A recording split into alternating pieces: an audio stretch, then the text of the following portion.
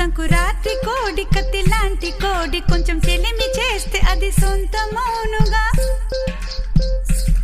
సంకురాత్రి కోడి కత్తి లాంటి కోడి కొంచెం చెలిమి చేస్తే అది సొంతమౌను.